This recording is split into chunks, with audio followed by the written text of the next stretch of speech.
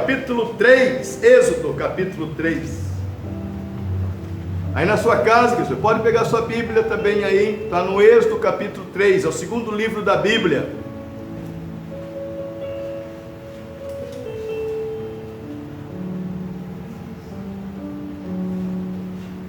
Tu dá ordem às estrelas, aleluia, Jesus.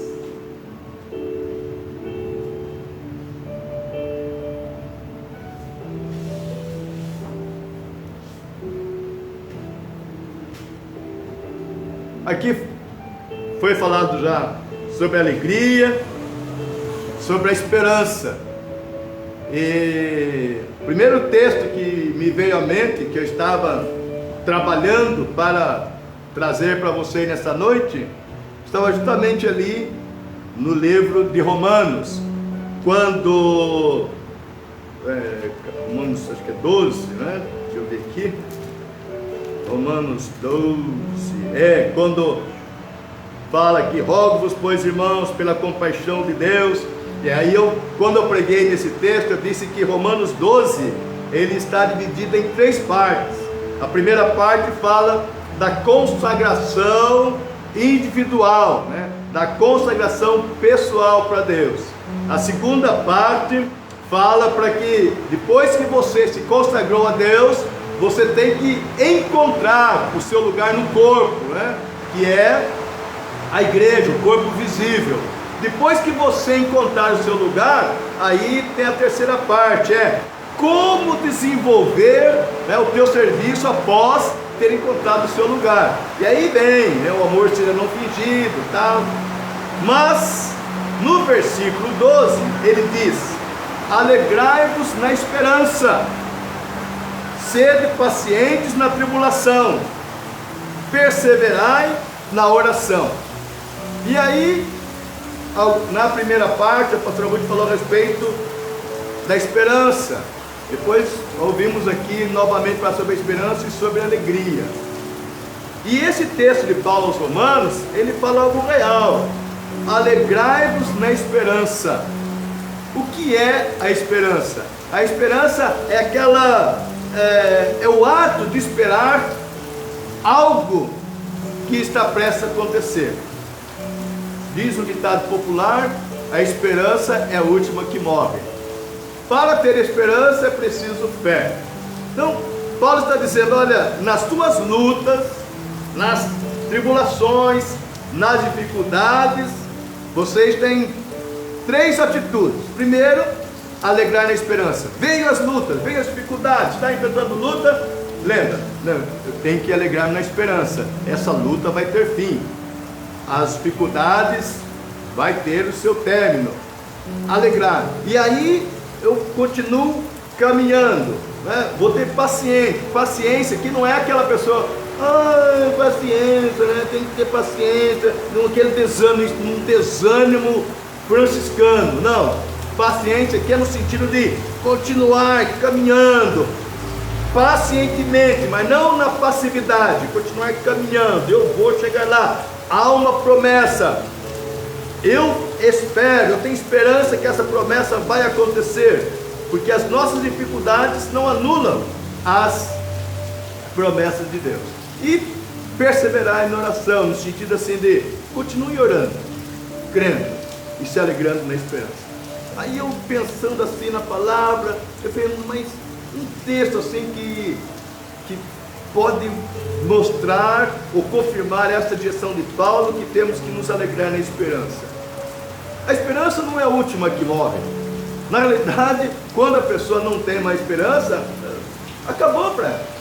Porque a esperança é aquela convicção, diferente de fé. Fé, você traz à existência algo que não existe. Aí você vai esperar o cumprimento, né, daquela atitude de fé. E aí, pensando e analisando, eu falei, mas espera aí, Deus tinha uma promessa para o povo dele, e depois de 400 anos nada acontecia. Mas o que é que fez com que o povo continuasse aguardando? Foi a esperança. você olha a história dos negros nos Estados Unidos, o que é que movia aqueles negros a trabalhar até a exaustão? O que é que movia aqueles negros a suportarem todo o peso, suportar as chibatadas, suportar a separação do esposo da esposa? Eles tinham uma esperança. E aí vocês olham os hinos, né? Então, queridos, o que é que movia aqueles homens? Era a esperança do novo céu, era aquela certeza de que aquele sofrimento era passageiro. Eles tinham uma esperança de algo novo. E aí vocês olham os negros espíritos, as músicas, especialmente dos coros sacros, hinos que falavam a respeito do céu. Eu não vou atravessar o Jordão só, no céu há um lugar, eu creio nas promessas.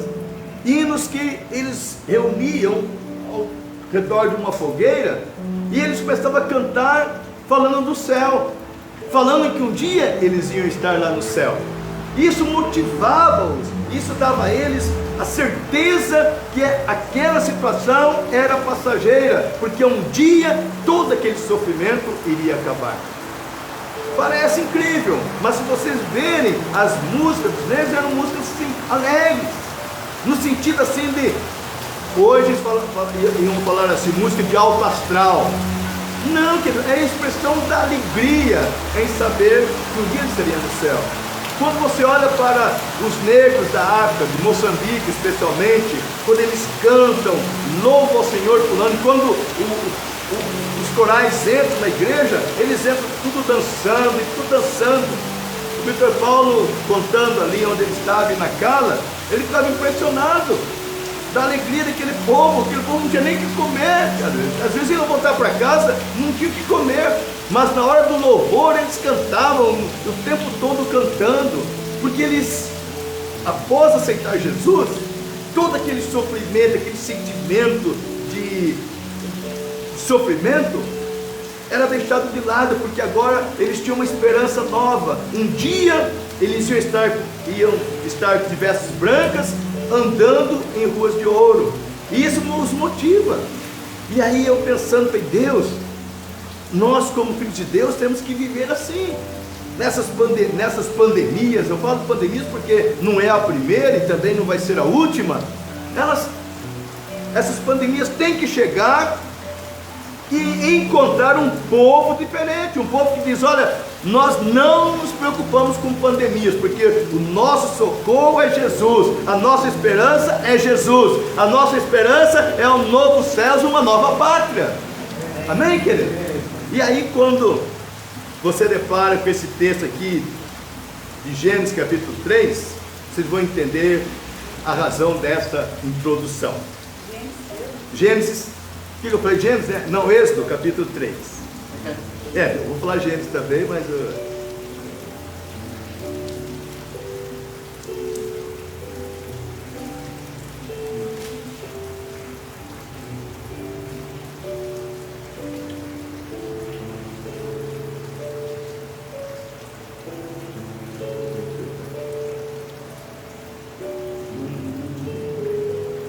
então está aqui, vamos fazer a leitura. E apacentava Moisés o rebanho de Jetro, seu sogro, sacerdote em Midian, e levou o rebanho atrás do deserto, e veio ao monte de Deus, a Horebe. E apareceu-lhe o anjo do Senhor em uma chama de fogo, no meio de uma sarça, e olhou, e eis que a sarça ardia no fogo, e a sarça não se consumia. E Moisés disse, agora me virarei para lá, e verei esta grande visão, porque a sarça se não queima. E vendo o Senhor, que se virava para lá a ver, bradou Deus a ele do meio da sarça e disse, Moisés, Moisés. E ele disse, eis-me aqui. E disse, não te chegues para cá, tira os teus sapatos de teus pés, porque o lugar em que tu estás é terra santa. Disse mais: eu sou Deus de teu pai, o Deus de Abraão, o Deus de Isaque e o Deus de Jacó. E Moisés encobriu o seu rosto, porque temeu olhar para Deus. E disse o Senhor: tenho visto atentamente a aflição do meu povo que está no Egito, e tenho ouvido o seu clamor por causa dos seus verdugos, porque conheci as suas dores.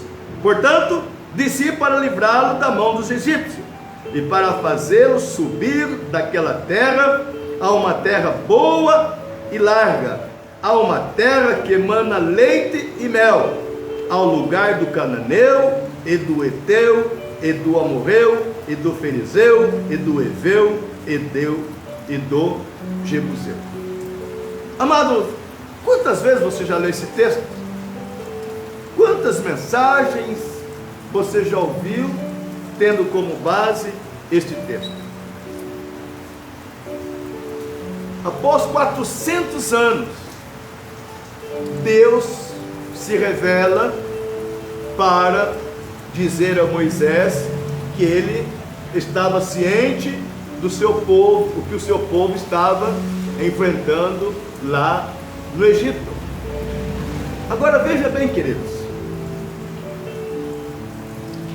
o tempo, a duração de um problema, a duração de um sofrimento, a duração de uma dificuldade não anula a promessa de Deus. Amém, querido? Por que eu digo isso? Porque olha, não precisa abrir, depois vocês leem em casa. Em Gênesis tem um texto que diz assim: então disse a Abraão: saibas de certo que peregrina será a tua semente em terra que não é sua, e servi-los-ás e afligi-la-ão 400 anos, mas também eu julgarei a gente a qual servirão, e depois sairão com grande fazenda.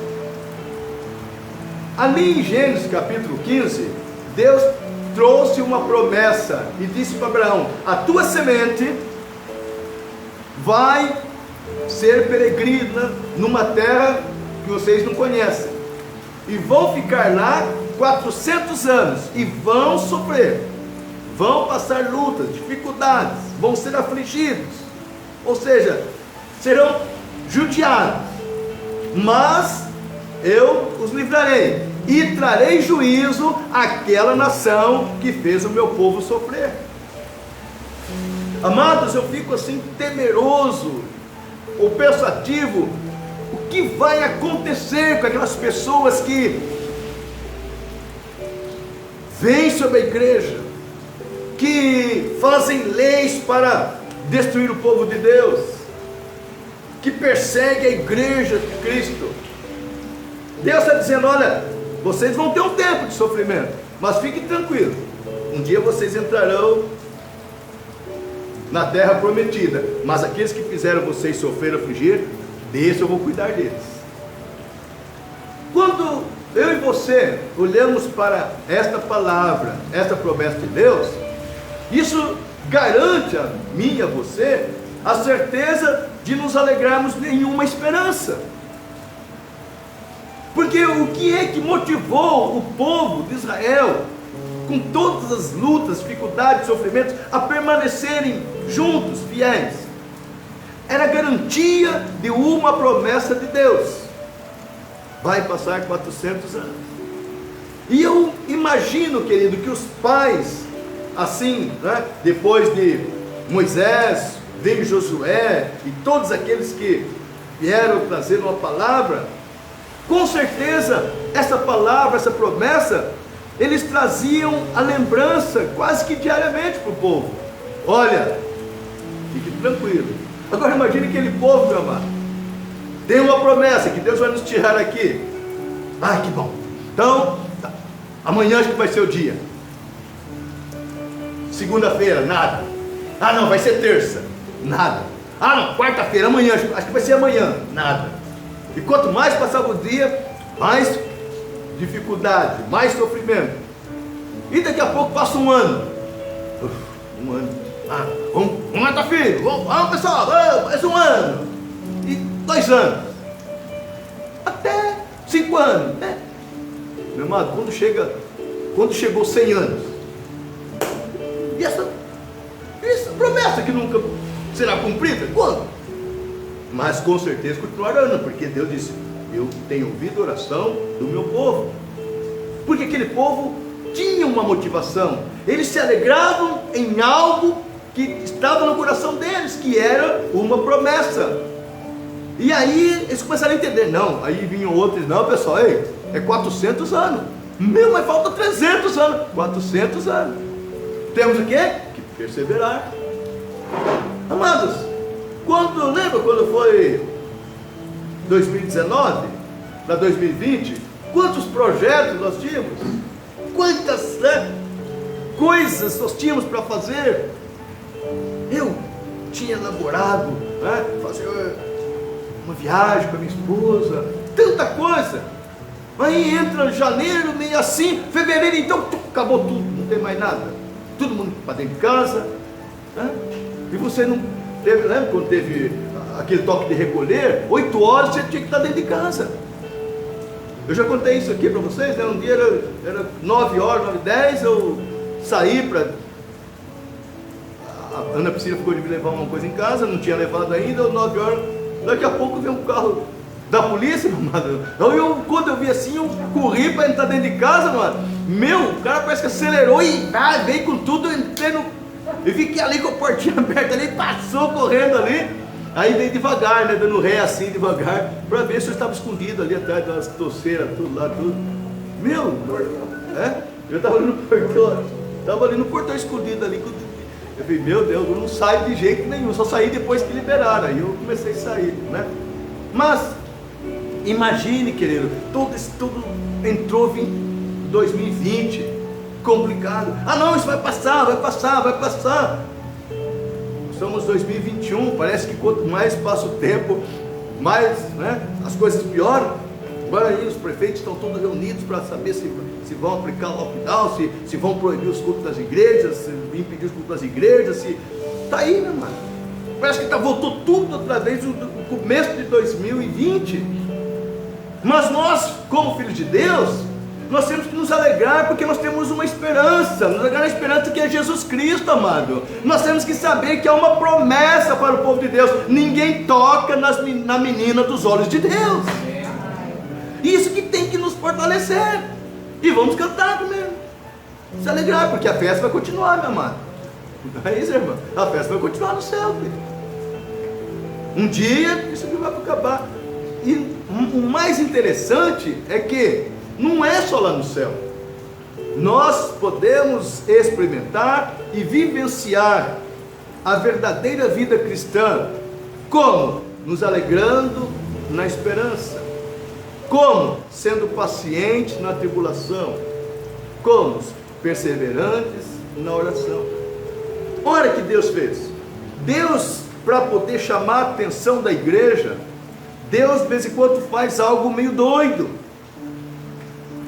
Imagine aqui, quantas vezes Moisés não levou o rebanho de Jetro, seu sogro, naquelas regiões, naquelas imediações. Tudo era normal para ele, as toceiras, os arbustos, tudo era normal para ele. As ovelhas pastando, tudo era normal para ele.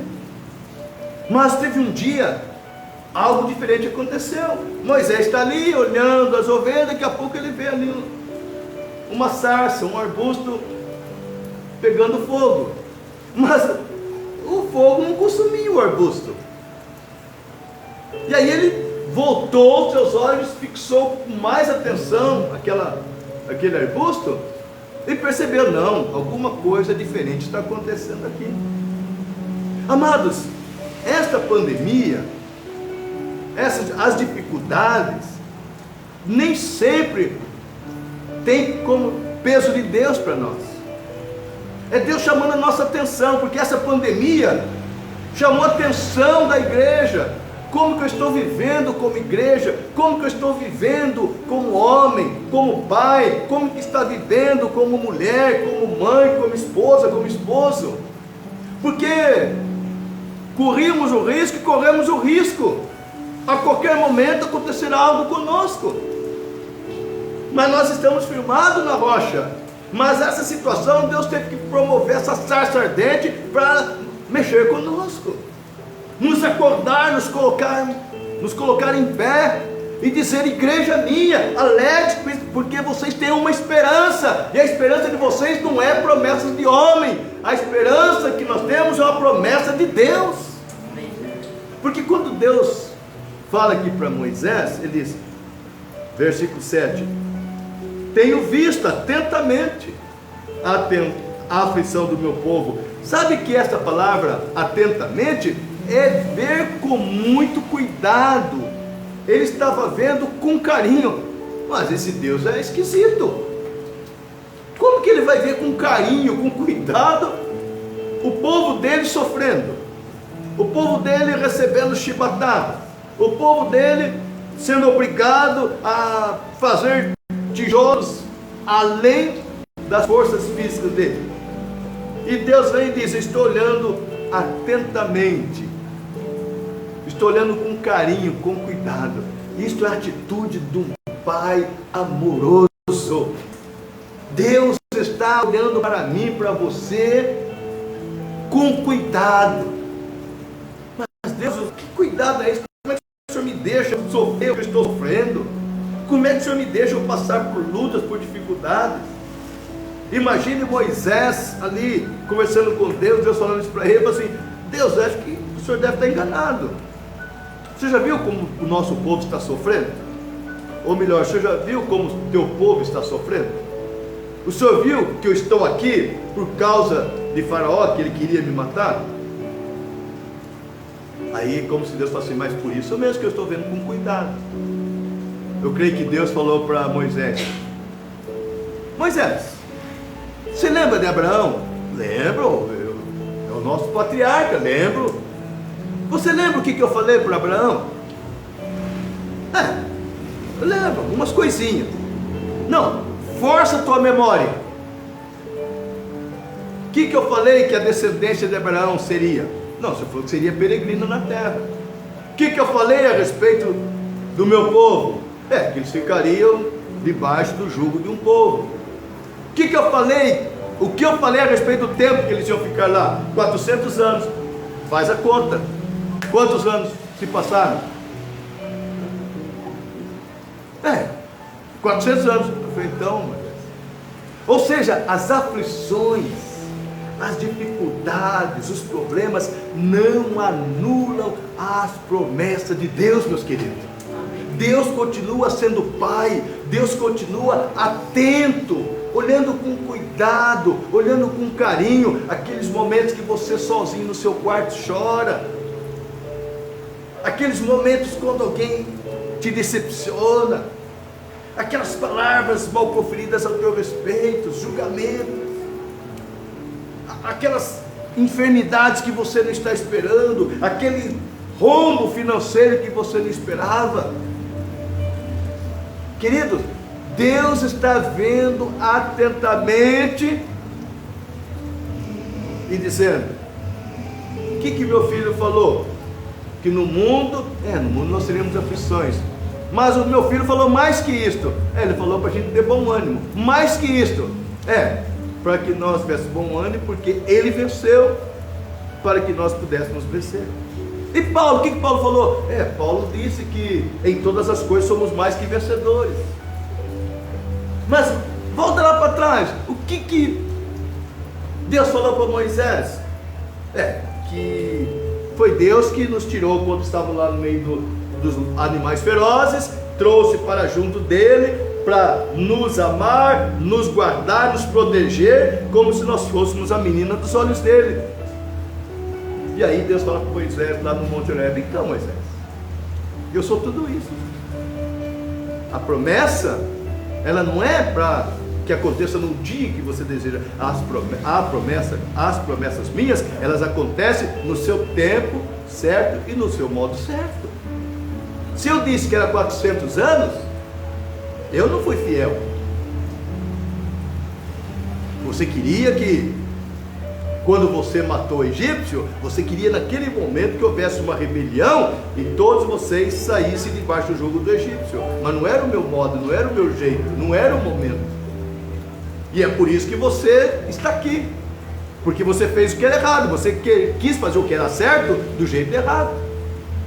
Mas você está aqui, eu não esqueci de você.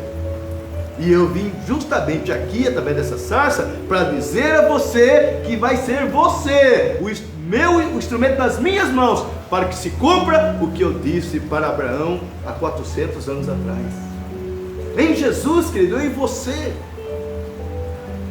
fomos enxertados na videira verdadeira. Em Jesus nós tivemos o nosso nome escrito no livro da vida. Em Jesus nós herdamos todas as promessas de Deus cumpridas em Cristo Jesus. E aí o Espírito Santo me leva cada um de nós a entendermos o que Paulo diz. Olha, tem lutas, tem dificuldade? Alegre-se, que há uma esperança, há certeza do cumprimento da palavra de Deus na sua vida. Amados, Deus não te escolheu, Jesus não te chamou para fazer de você uma pessoa que se alegrasse naquele momento. Não, Ele te chamou para que você pudesse fazer parte do povo dele, sacerdócio real, povo escolhido, adquirido, nação escolhida. Quando eu olho para isto, eu vejo as lutas, as dificuldades. Aí Paulo fala: pessoal, as dificuldades, as lutas que nós passamos aqui não são nada diante da glória que será na eternidade. Não sei nada. Ou seja, o Senhor está na sarça ardente, através dessa pandemia, dizendo: ei, eu tenho visto atentamente as tuas aflições, eu tenho visto com cuidado que vocês estão passando, eu tenho visto com muito carinho as tuas lutas. E ele fala: e tenho ouvido o seu clamor por causa daqueles que o fazem sentir dores. Queridos, Deus está vendo, Deus está me vendo, Deus está nos vendo, Deus está olhando para cada um de nós, está vendo que temos passado por lutas. Deus está vendo, mas também Ele está ouvindo a nossa oração. É que ainda não terminou os 400 anos, não terminou aquele período. E é nesse momento, desses 400 anos, nesse momento, esses 400 simbolizam um tempo, é que as pessoas vão ver a diferença dos que servem a Deus e dos que não servem. Essa pandemia deve levar a mim e a você a olhar para o Senhor Jesus e dizer: Senhor Jesus, eu sei que o Senhor está no controle, eu sei que o Senhor ouve a minha oração, então eu descanso em Ti. E quando vem aquelas lutas, aquelas dificuldades, vem aquelas situações que nós perdemos, né, o rumo até, mas o Espírito Santo diz: ei, se alegre com isso. Deus está vendo com cuidado, Deus está vendo com carinho o que você está passando. Não se preocupe não, a vingança é dele, não se preocupe não, continue caminhando. E aí Hebreus fala, né, vamos continuar caminhando, olhando firmemente para Jesus, o autor e consumador de nossa fé. As tribulações, meus queridos, realmente nos mostram que as situações difíceis, elas não diminuem o poder de Deus. Por mais dificuldade, por mais dificultoso que seja, não anulam o poder de Deus. Deus é o mesmo ontem, hoje e o será eternamente. Nesta noite, querido, A minha palavra é esta. Que isso aí, que o Espírito Santo possa gerar em tuas entranhas esta palavra, no sentido de que eu preciso me alegrar na esperança que eu tenho em Jesus Cristo. Eu preciso me alegrar porque há uma promessa para a minha vida, há uma promessa ao meu respeito, há uma promessa para a minha família. Crê no Senhor Jesus, será salvo tu e tua casa. Há uma promessa que com Jesus eu sou mais que vencedor. Há uma promessa que eu salto muralhas. Há uma promessa de que eu passo pelo meio de um batalhão. Há uma promessa que ainda que eu ande pelo vale da sombra da morte, o Senhor está comigo. Há uma promessa que a bondade e a misericórdia do Senhor me acompanharão todos os dias da minha vida. Há uma promessa de Deus que diz: eu habitarei na casa do Senhor por longos dias ou por toda a eternidade. Há uma promessa, querido, que nos caracteriza a esperança real e verdadeira. A nossa esperança não está naquilo que nós ouvimos dos homens. A nossa esperança não está naquilo que eu leio em livros. A esperança não está naquilo que eu vejo os técnicos falarem. A minha esperança está no que a palavra de Deus diz. E se a palavra de Deus diz que em Jesus eu sou mais que vencedor, eu vivo crendo que eu sou mais que vencedor no meio das batalhas, das lutas e das dificuldades. Por isso eu devo me alegrar nessa esperança. Por isso eu devo ser paciente nas tribulações, não acomodado. Paciência não tem nada a ver com comodismo. Paciência. Vem as lutas. Como que nós vamos sair dessa? Como que o Senhor vai me dar graça para me superar? E perseverar em oração não é vãs repetições. Perseverar em oração, tudo aquilo que te envolve, leva a Deus em oração. Não é repetição sempre a mesma coisa, porque cada dia é algo novo. Você orou pelo dia de hoje, o dia de hoje está indo embora, e você ora pelo dia de amanhã. Persevere na oração: Senhor Deus, este é mais um dia que o Senhor me concede, para que eu me alegre no Senhor. Chegou depois da manhã, as coisas não aconteceram, Senhor Deus, as tuas misericórdias se renovam a cada manhã. Vai orando, querido, caminhando, orando para Jesus, porque à medida que você vai caminhando, você vai se enchendo da palavra, você vai ficando mais, mais raçudão, você vai ficar sendo, mais assim, entusiasmado com as coisas de Deus, porque a palavra de Deus inunda o teu coração, inunda a tua mente, e tudo aquilo que você for falar, tudo que você for fazer, é como se fosse para o Senhor. E aí você pode dizer: eu me alegro no Senhor. Se a coisa ainda não acabou, é porque os 400 anos ainda não terminaram. Porque Deus poderia ter 100 anos depois, aí Deus podia olhar: puxa vida, mas 400 anos é muito, eu vou aliviar a carga, vou mandar só 100 anos. Deus não seria Deus. Deus é fiel. 200 anos não. Imagina os anjos lá buzinando no ouvido de Deus: Senhor, mande, vamos resolver esse assunto aí. Eu disse 400 anos. Eu e você, que nós temos o tempo marcado diante de Deus. Deus sabe o dia, certo? Ele não se esquece, não. Talvez algumas vezes nós repetimos a lição por sermos cabeçudos. A vida está chegando, terminando lá. Foi assim a entrada do povo do Egito, da terra prometida. 3 dias.